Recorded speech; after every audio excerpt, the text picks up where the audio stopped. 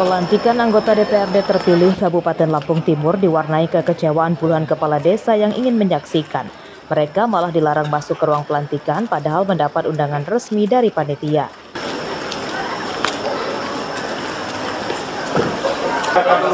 Akibat kejadian itu, para kepala desa kemudian kompak mengembalikan undangan ke panitia dan para kepala desa langsung pulang. Menurut kepala desa, larangan karena ruang pelantikan hanya boleh diisi oleh tamu VIP saja. Begini, kita dapat undangan, seluruh ketua forum APDSI Lampung Timur. Jadi yang bisa masuk ternyata VIP aja. Kita disuruh di luar nih, walaupun kita bawa surat undangan.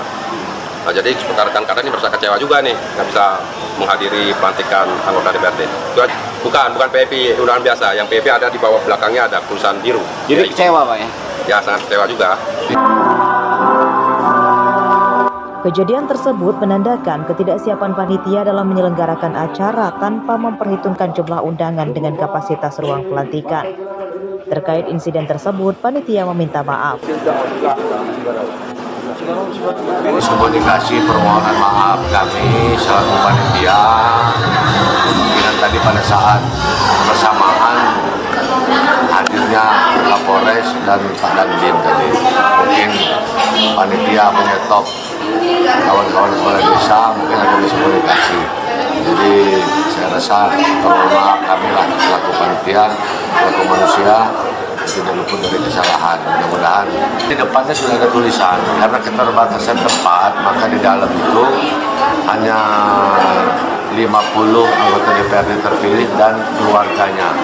Itu pun bawa cuma istrinya aja, anaknya tidak diperkenankan masuk karena takut mengganggu kekhidmatan, kekusukan pada saat pelantikan. Dipersilakan mengambil. Sebanyak 50 anggota DPRD Lampung Timur periode masa jabatan 2024 hingga 2029 yang dilantik. Pada pelantikan tersebut, Rida Rotul Aliyah dari Partai Kebangkitan Bangsa atau PKB terpilih jadi ketua sementara.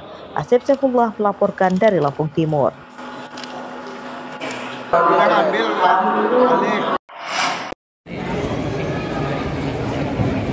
Pelantikan anggota DPRD di Kabupaten Pringsewu diwarnai listrik PLN padam selama 2 jam.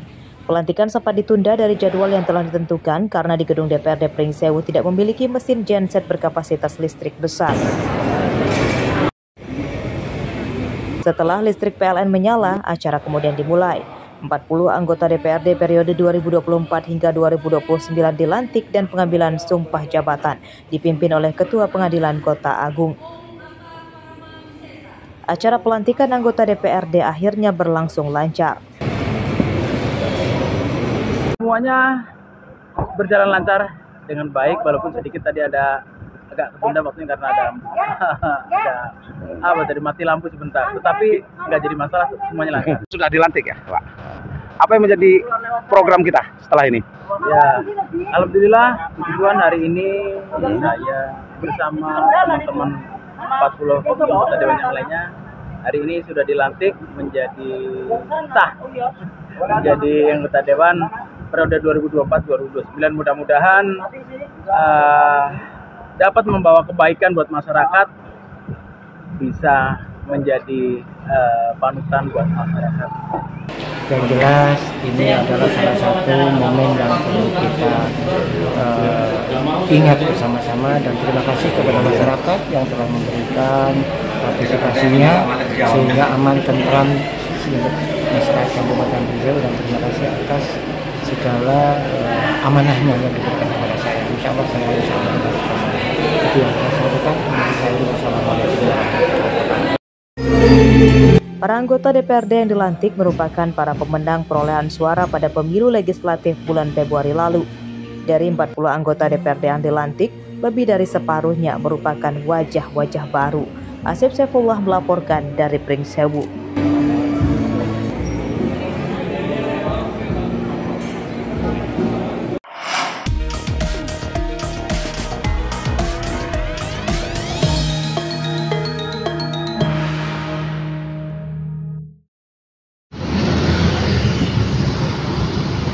Meski telah mendekati hari pendaftaran, namun suasana pilkada serentak di Lampung masih anyep.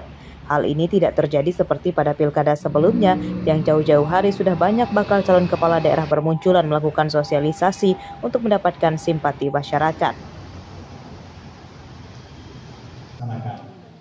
Beredar isu pilkada akan sepi pendaftar. Ini berlaku untuk pemilihan gubernur, bupati, dan wali kota. Sejauh ini, para calon pendaftar pilkada masih didominasi oleh petahana dan ada juga wajah-wajah baru namun tidak mendapat saingan atau akan jadi calon tunggal sehingga pada pilkada mendatang mereka berpeluang akan melawan kota kosong. Ketua KPU Lampung, Erwan Bustami menyatakan tidak mau mengandai-andai dengan isu tersebut. Jika benar terdapat calon tunggal, maka masa pendaftaran akan diperpanjang selama 3 hari. Sambutan sekaligus membuka acara. Kalau misalnya pada saat pengajuan itu hanya ada satu pasangan calon yang diajukan partai atau gabungan partai, ya, sampai dengan berakhir masa penutupan, maka KPU berkewajiban mensosialisasikan perpanjangan pengajuan bakal calon kepala daerah dan wakil selama 3 hari. Ditambah lagi 3 hari kemudian itu membuka lagi masa pendaftaran. Maksudnya seperti itu. Ya, jadi 6 hari ya total dari sosialisasi sampai dengan perpanjangan. Jadi KPU secara kelembagaan tidak pernah menyampaikan di Lampung akan ada kota kosong. Jadi nanti diketahui pada saat pengajuan calon kepala daerah dan wakil kepala daerah di tanggal 27 sampai dengan tanggal 29 ya. Mekanisme sudah diatur di Undang-Undang dan PKPU. Sesuai peraturan KPU, calon kepala daerah yang melawan kota kosong harus memperoleh suara 50 plus 1%. Jika tidak, maka kota kosong yang menang dan jabatan kepala daerah akan diisi oleh pejabat atau PJ yang ditunjuk oleh Kementerian Dalam Negeri.